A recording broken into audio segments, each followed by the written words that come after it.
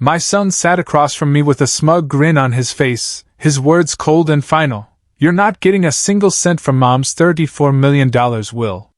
He looked almost proud, as if delivering some long-awaited justice. I sat there stunned, not just by what he said, but by how happy he seemed to say it. The same child I had raised, supported, and sacrificed for was now cheering on my exclusion, as if erasing me from her legacy was a victory he'd been waiting for. You think you know betrayal? You think you've seen injustice? Try sitting in a room, mocked by your own son, only to have the universe deliver a twist so shocking it shatters everything you thought you knew about family, loyalty, and what truly matters. My name is Jerry Flores, and what I'm about to tell you, it's a story I still can't quite believe myself. My coffee cup slipped from my fingers, shattering against the worn linoleum floor. Just then, my neighbor, Mrs. Henderson, her voice shrill and piercing, screamed from next door. Your damn sprinklers are flooding my begonias again, Jerry! 65 years old, and I was still cleaning up messes that weren't entirely my fault. That automatic sprinkler system I'd installed last month had one loose joint, sending water cascading over the property line every third day. I tried to explain the repair schedule to Eleanor, but patience wasn't exactly her strong suit. The phone rang. I ignored it, focused on sopping up the spreading coffee puddle. My machine would catch it, but the ringing persisted, cutting through Eleanor's continued shouting from next door. Something about property values and inconsiderate tenants. On the fifth ring, I stood up, tossing the soap towel into the sink. Jerry Flores speaking. Mr. Flores, this is Janet Morrison from Morrison Welsh and Associates in Cheyenne. The woman's voice carried that careful, professional tone I'd learned to recognize over the years, the kind that always preceded bad news. I'm calling regarding Brianna Elizabeth Flores. My hand tightened around the receiver. Nobody had called Brianna by her full name in my presence for 15 years. What about her? Sir, I'm very sorry to inform you that Mrs. Flores passed away on Tuesday evening. The funeral service is scheduled for this Friday at 2 o'clock at Riverside Memorial Chapel. The words hit like a physical blow. I sank into the kitchen chair, its familiar creak suddenly too loud in the silence. Tuesday evening. That was 3 days ago. 3 days while I'd been worrying about sprinkler systems and coffee stains. Mr. Flores, are you there? Yes, I'm here. My voice sounded strange, distant. How did you get my number? Your name was listed in Mrs. Flores's personal effects as an emergency contact. I understand you were previously married. Previously married. 22 years reduced to a legal footnote. Yes. We divorced in 2010. The words came automatically, muscle memory from various forms and applications over the years. I see. Well, there will be a reading of the will following the service. You're named as a beneficiary, so your presence would be appreciated. Beneficiary. The word felt foreign, impossible. Brianna had built her empire after our divorce, transforming the small consulting business she'd started during our marriage into something I barely recognized from the newspaper articles. What could she possibly have left me? Mr. Flores, will you be attending? Through the kitchen window, I could see Eleanor Henderson examining her waterlogged begonias, hands on her hips in that stance that meant another confrontation was brewing. But her complaints seemed to come from another world now, muffled and insignificant. The chapel, I said slowly. Which one did you say? Riverside Memorial on Grand Avenue. The service begins at 2, followed by a brief reception. The will reading is scheduled for 4:30 in our offices downtown. I found myself nodding, though she couldn't see me. I'll be there. After hanging up, I remained in the chair, staring at the phone as if it might ring again and deliver different news. The coffee stains on the floor had already begun to set, dark rings that would need scrubbing, but I couldn't move. Couldn't process the simple fact that Brianna, vibrant, stubborn, impossible Brianna, was gone. The afternoon light slanted through the kitchen window, illuminating dust motes that danced like memories I'd tried so hard to forget. As I sat there, the name Brianna Elizabeth Flores echoed in my mind, each syllable pulling me backward through time until I was standing in Murphy's Diner on a snowy February evening in 1987. I'd stopped mid-bite of my apple pie, fork suspended halfway to my mouth, watching a woman in a red wool coat argue with the manager about his hiring practices.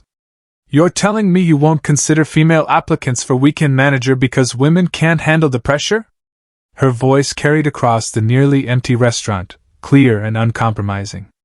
"That's the most ridiculous thing I've heard all week." The woman had turned slightly, and I could see her profile, sharp cheekbones, determined jaw, dark hair that caught the fluorescent light. She was magnificent in her anger, and I found myself hoping the manager would keep arguing just so I could listen to her tear his logic apart. "Ma'am, I didn't mean any offense." "Of course you didn't mean offense. You just meant to discriminate." She pulled a business card from her purse, sliding it across the counter. "When you change your mind about hiring based on qualifications rather than outdated assumptions, call me." The door chimes jingled as she left, and the diner felt smaller somehow, drained of electricity. I watched through the window as she climbed into a blue Honda Civic, noting how she checked her mirrors twice before pulling into traffic. Precise, methodical, but not afraid to fight for what was right. "That one's trouble," the manager muttered, loud enough for the whole place to hear. I stood up, leaving a $5 bill next to my half-eaten pie. "No," I said, surprising myself with my certainty. "That one's extraordinary." The business card lay abandoned on the counter. Brianna Chin, business consultant. I memorized the phone number before stepping into the February wind. It took me 3 days to work up the courage to call. When I finally did, she answered on the second ring with a brisk, "Brianna Chin. This is Jerry Flores. We haven't met, but I saw you at Murphy's Diner on Friday night." A pause. "The man with the apple pie who defended my honor to the manager? You heard that? I was getting my gloves from the car. You left a good tip, too." I could hear the smile in her voice. "So, Jerry Flores, what can I do for you? Have dinner with me somewhere better than Murphy's?"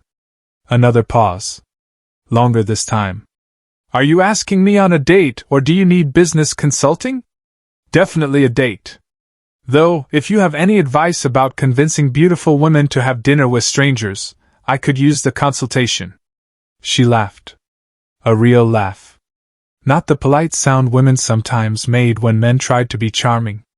"Saturday night, Romano's on 3rd Street, 7 o'clock. She wore the same red coat to dinner, but underneath was a black dress that made my pulse race.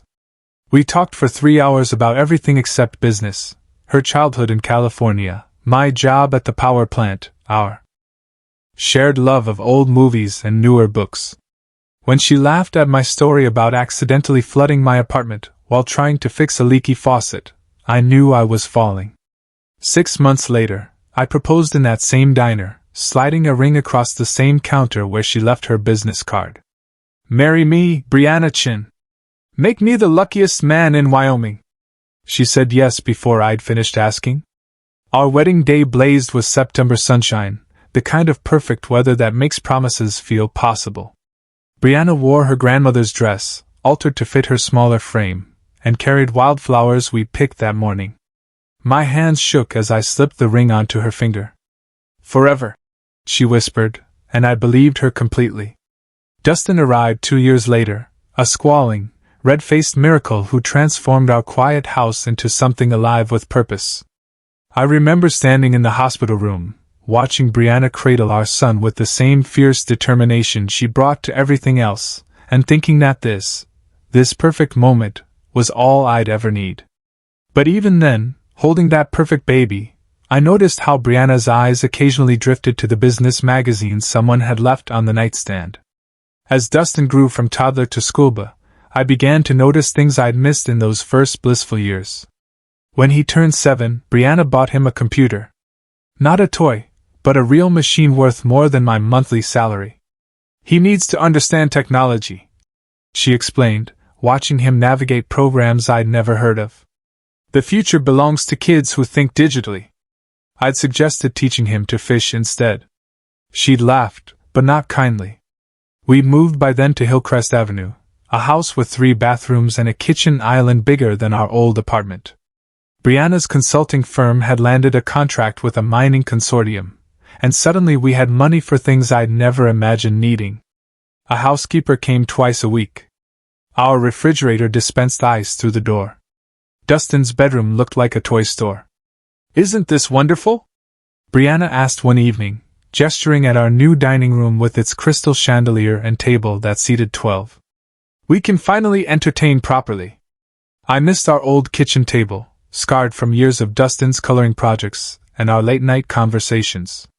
This new table reflected light like a mirror, showing every fingerprint, demanding coasters and placemats. The entertaining started almost immediately. Business associates, potential clients, other successful couples whose conversations revolved around market share and investment strategies. I'd wear my best shirt and try to contribute, but discussions about hedge funds and corporate restructuring left me feeling like I was speaking a foreign language badly. "Jerry works at the power plant," Brianna would explain when someone asked, and I heard something new in her voice. Not pride, but an apologetic edge, as if my job required an excuse. Dustin thrived in this new world. At 10, he could discuss computer programming with Brianna's tech-savvy clients. At 12, he was critiquing the wine choices at restaurants I couldn't afford on my own. At 14, he rolled his eyes when I suggested family camping trips, preferring Brianna's business conferences in Denver and Salt Lake City. "Dad doesn't understand," became his favorite phrase, usually delivered with the exasperated sigh of someone far too sophisticated for mundane concerns. The first real fight came on Dustin's 15th birthday. Brianna had planned a party that looked more like a corporate networking event. Catered food, hired entertainment, guest lists full of business contacts, and their children. I'd wanted something simpler. Maybe a barbecue in our backyard with his school friends.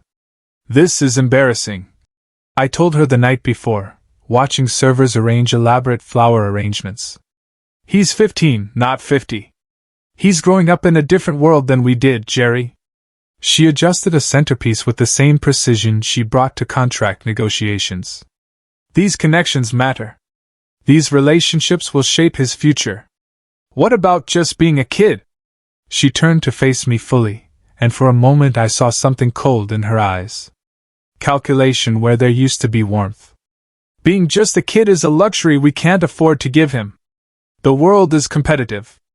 Either we prepare him to win, or we prepare him to lose." I thought about my own 15th birthday, fishing with my father, a homemade cake, presents wrapped in newspaper comics. It had been perfect in its simplicity. The party was a success by Brianna's standards.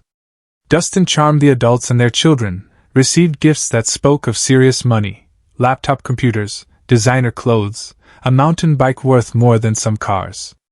But I caught him once standing alone by the pool, looking lost among all the sophisticated celebration. "You okay, buddy?" I asked. He straightened quickly, slipping back into the persona Brianna had helped him craft. "Of course, why wouldn't I be?" But for just a moment, I'd seen the confused little boy underneath all that premature sophistication, and it broke my heart. That party marked the beginning of the end, though I didn't recognize it then.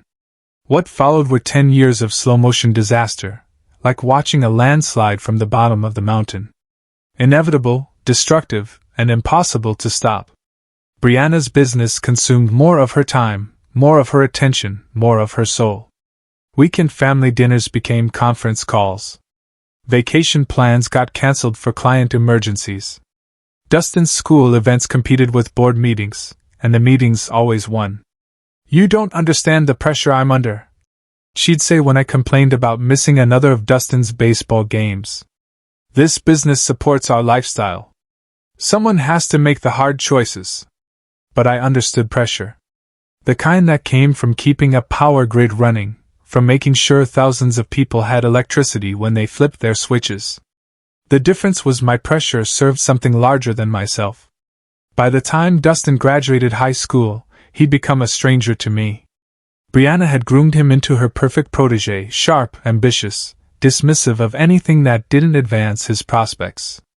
When I suggested he consider trade school along with college applications, he looked at me like I'd suggested he become a medieval serf. "Dad, that's exactly the kind of thinking that's holding you back," he said, 17 years old and already talking like a business consultant. "You settled for mediocrity. I won't make that mistake." The words hit like physical blows. Settled for mediocrity. As if 25 years of keeping the lights on for our community meant nothing. As if being a steady, present father was somehow shameful. College made everything worse. Dustin chose business school, Brianna's alma mater, naturally, and came home for holidays full of theories about market dynamics and personal optimization. He looked at our house, our life, our values, with barely concealed contempt. "You could do more, Dad," he'd say, as if my contentment was a personal failing. "Mom started with nothing and built an empire. You've had the same job for 20 years. Some things matter more than money," I'd reply, but he'd already stopped listening. The final explosion came during his senior year. Brianna had been working 100-hour weeks on some massive acquisition deal. I'd been handling everything at home, grocery shopping, laundry, the mundane tasks that kept life running. When she missed Dustin's graduation because of a client crisis, I finally said what had been building for years. "This is enough, Brianna. Family has to come first sometimes." She stood in our kitchen, that crystal and granite shrine to success, still wearing her business suit at midnight, checking emails on her phone. "Don't you dare lecture me about priorities. Everything we have, everything Dustin's accomplished exists because of my work. What about everything we've lost?" "Like what?" She finally looked up from her phone, genuinely puzzled. "Like us? Like being a family instead of a corporation?" She stared at me for a long moment, and I saw my answer in her eyes before she spoke. We weren't a family anymore. We were a business arrangement that had outlived its usefulness. "Maybe it's time we stop pretending this is working," she said quietly. The divorce took 6 months. Brianna's lawyers were efficient, professional, devastating. I got the house on Maple Street, our old starter home that she'd kept as rental property, and enough money to live modestly.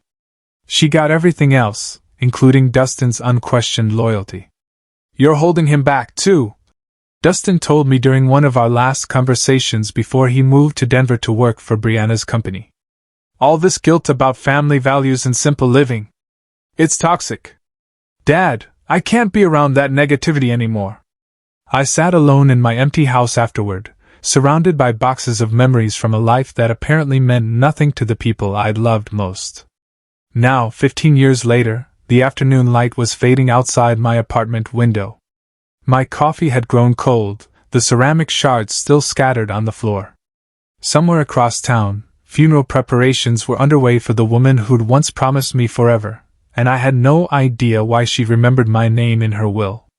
The 3 days between Janet Morrison's call and the funeral had passed in a strange suspended state. I'd cleaned my apartment twice, pressed my one good suit, and rehearsed conversations that would never happen. Each morning, I'd consider not going, but each evening found me still committed to paying my respects, whatever the cost. Friday morning arrived, gray and cold.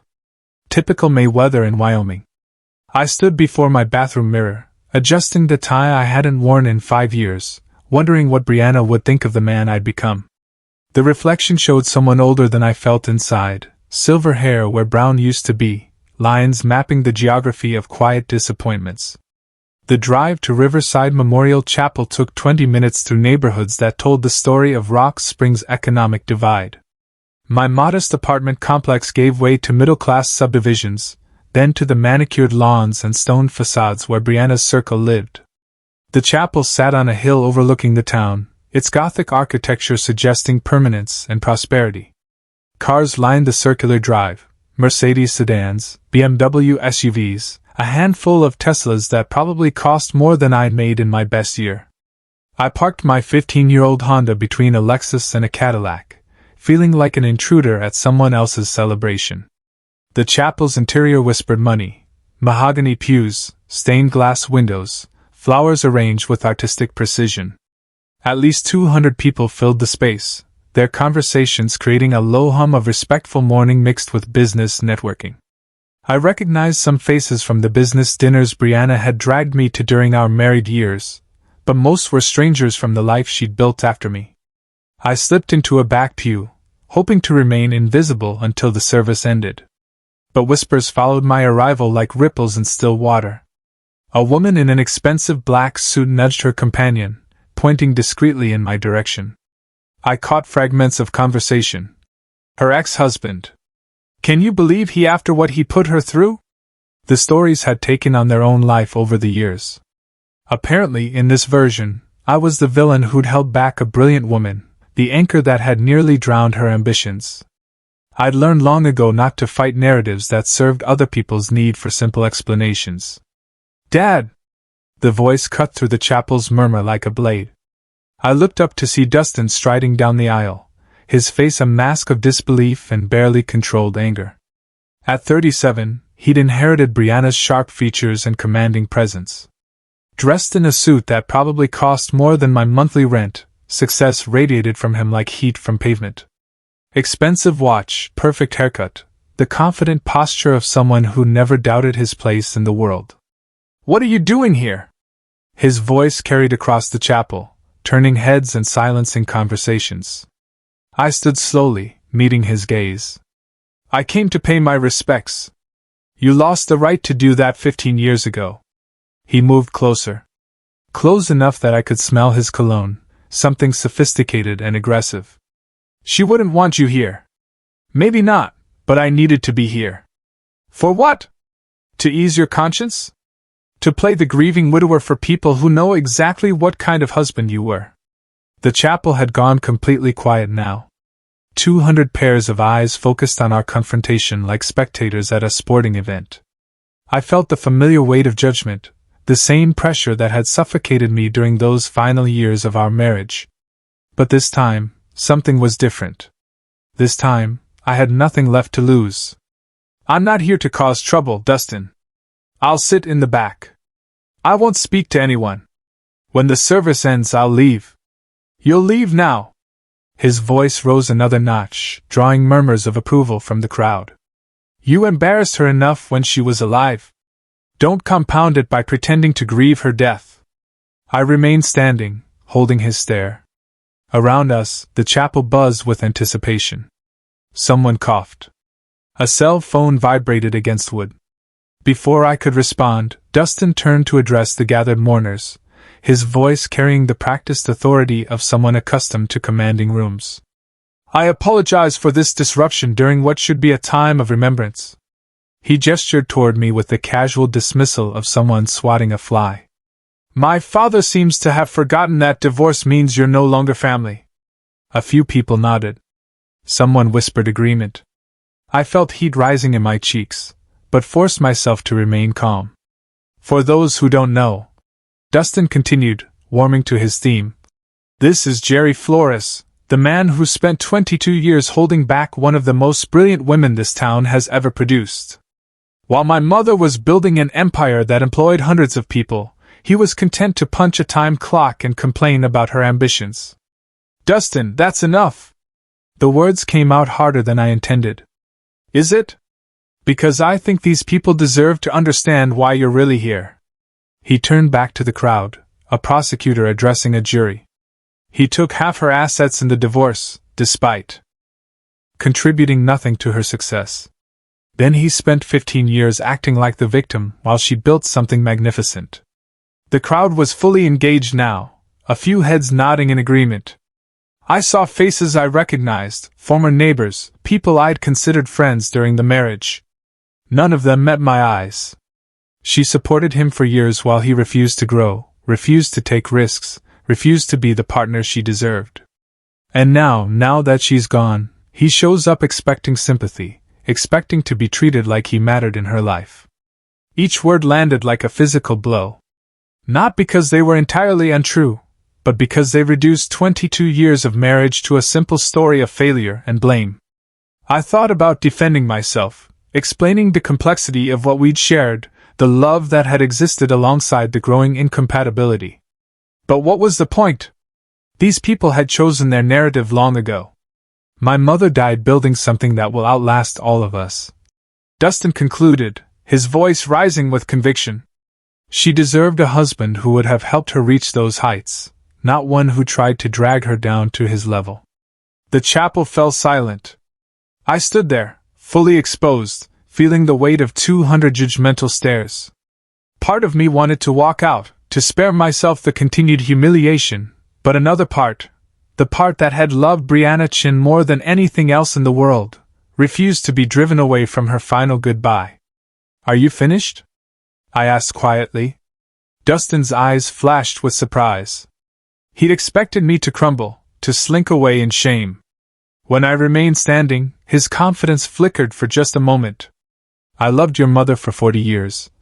I said, my voice carrying clearly through the silent chapel. 22 of them as her husband, 18 more as someone who wished her well, despite everything that went wrong between us. I'm not here to make claims or demand recognition. I'm here because once upon a time, we made promises to each other that mattered, and I choose to honor that memory. I sat back down, folding my hands in my lap. Around me, the silence stretched uncomfortably. Dustin stood frozen in the aisle, apparently unprepared for resistance to his public trial. The service will begin in 5 minutes.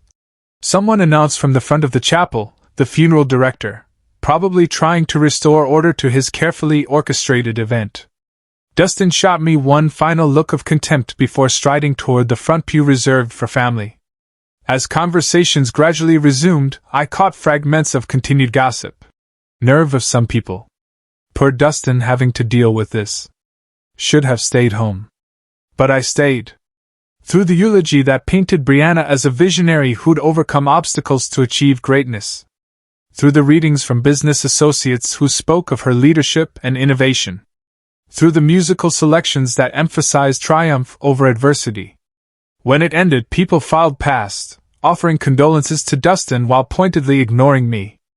I waited until the chapel had mostly emptied before standing to leave. Mr. Flores. A man in an expensive suit approached.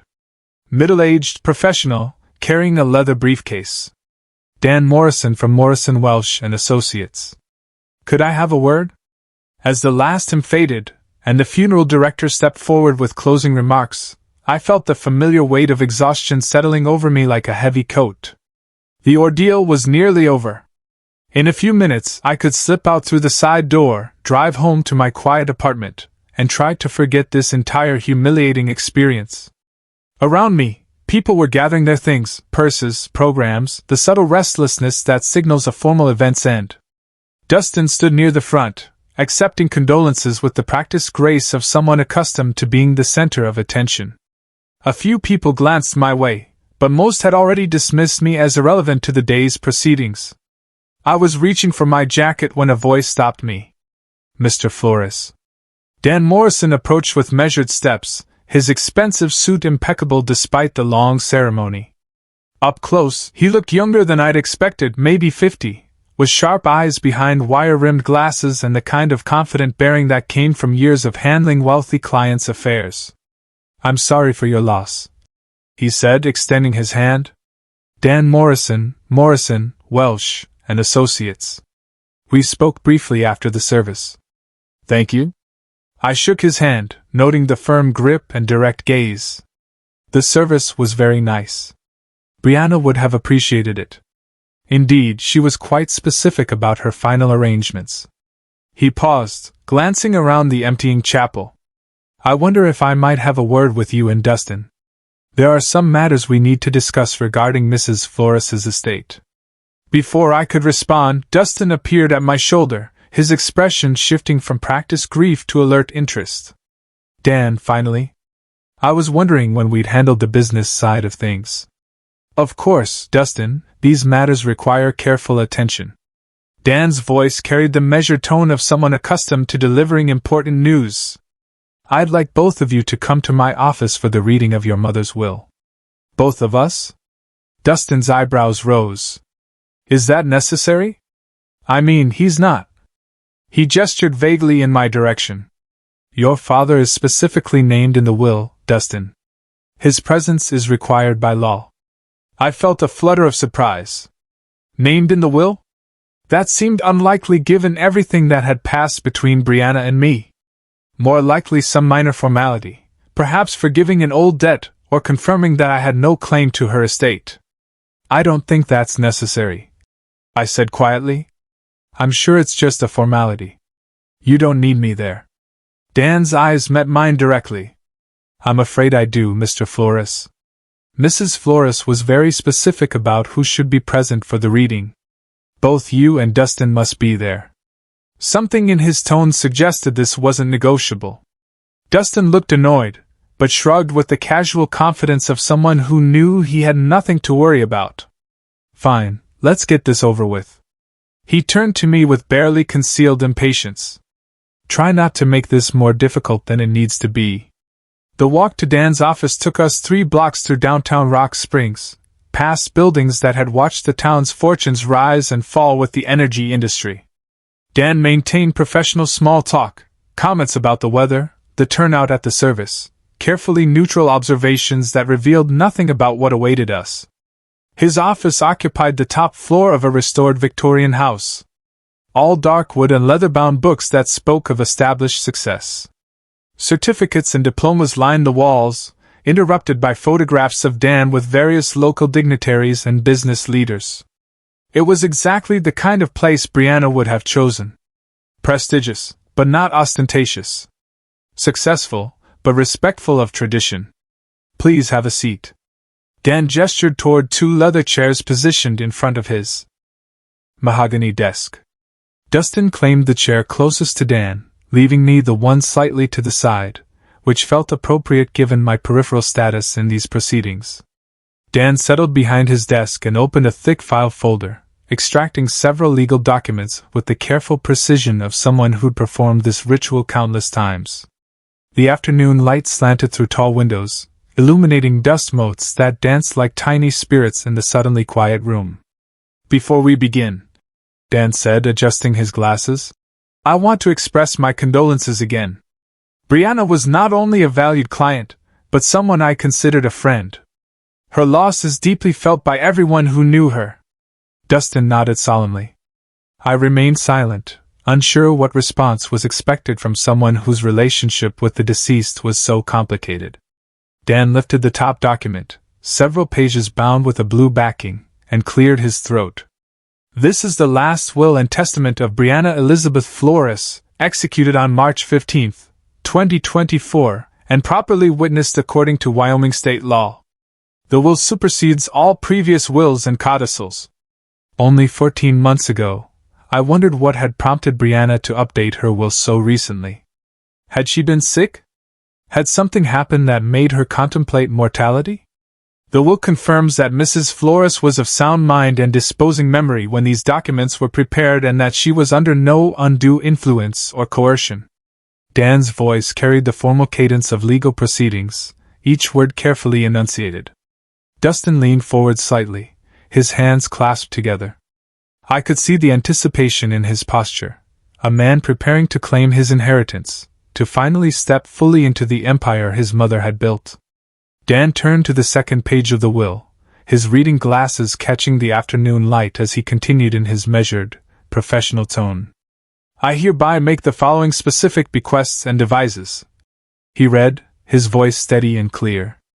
To my beloved son, Dustin Michael Flores, I leave the family home at 847 Hillcrest Avenue, along with all furnishings, artwork, and personal property contained therein.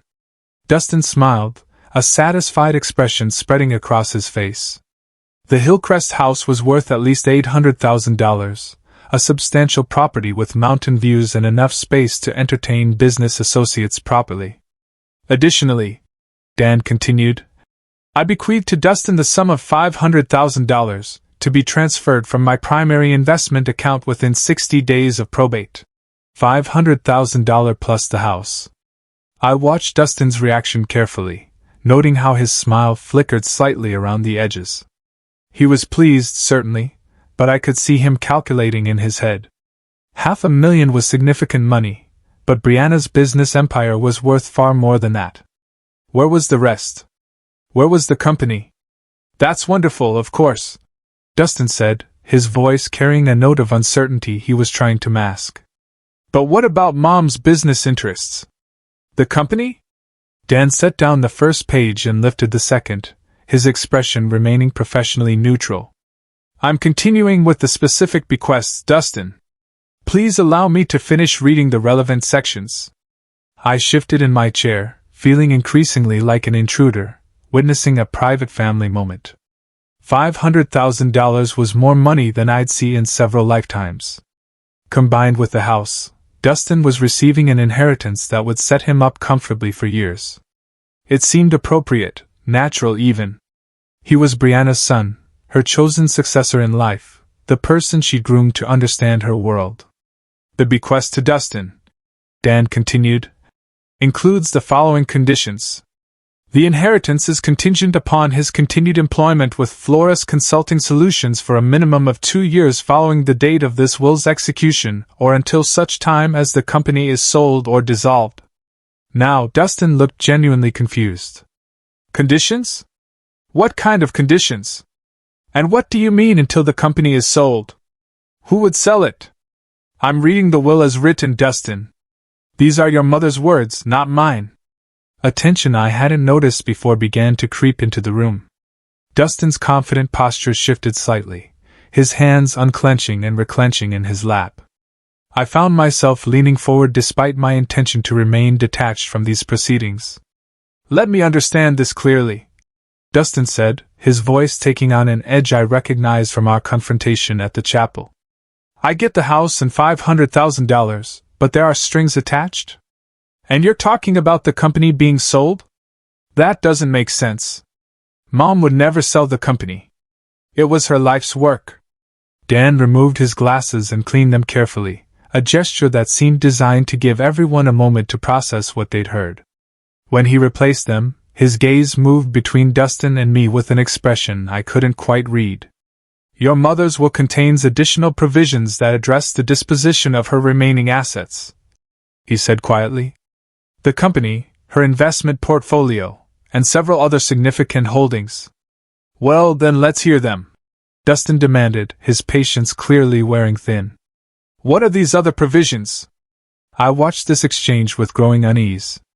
Something about Dan's manner suggested that we were approaching territory none of us were prepared for. The careful way he was parsing his words, the slightly apologetic tone creeping into his voice. It reminded me of the way doctors spoke when they had difficult news to deliver. Before I continue, Dan said, settling back in his chair, I want to emphasize that these documents represent Mrs. Flores's final, considered wishes. They were prepared after extensive discussion and consultation, and she was adamant about their contents.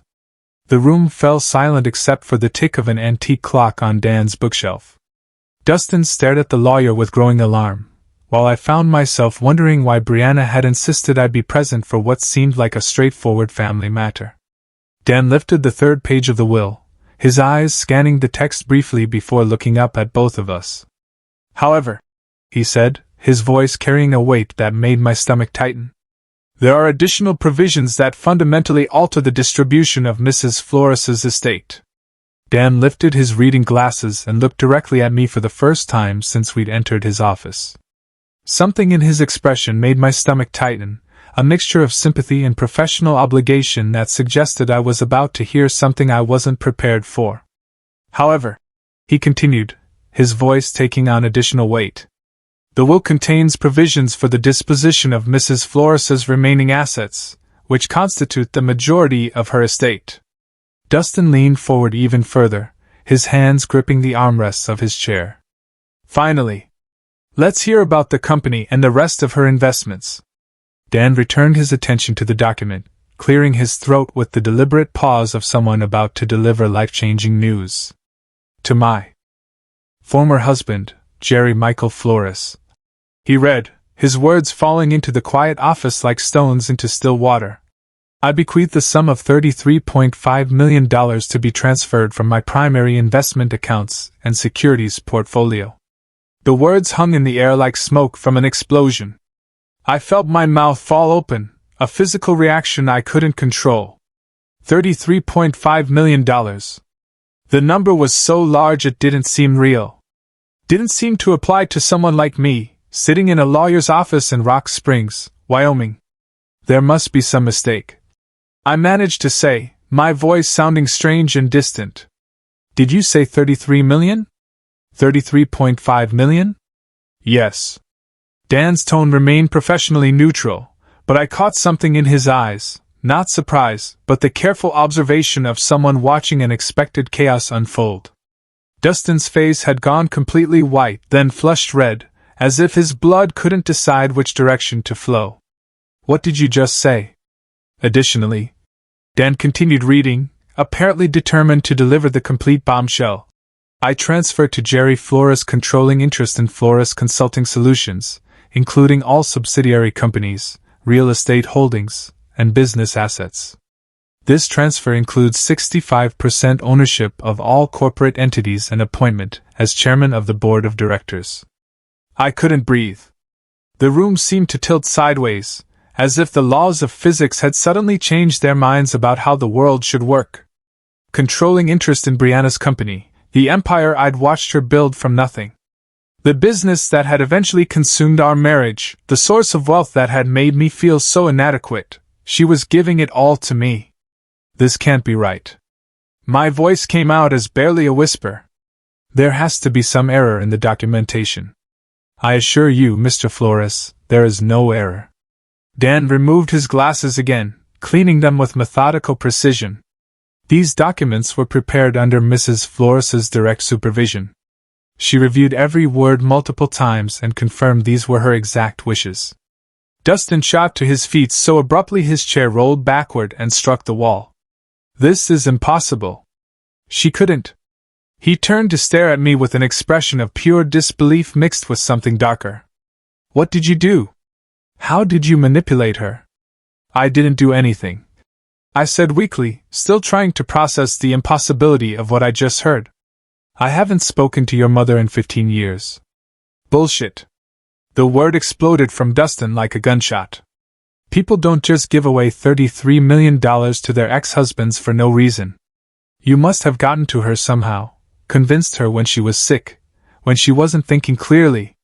Dan's voice cut through Dustin's rising hysteria with professional authority. I can assure you that Mrs. Flores was of completely sound mind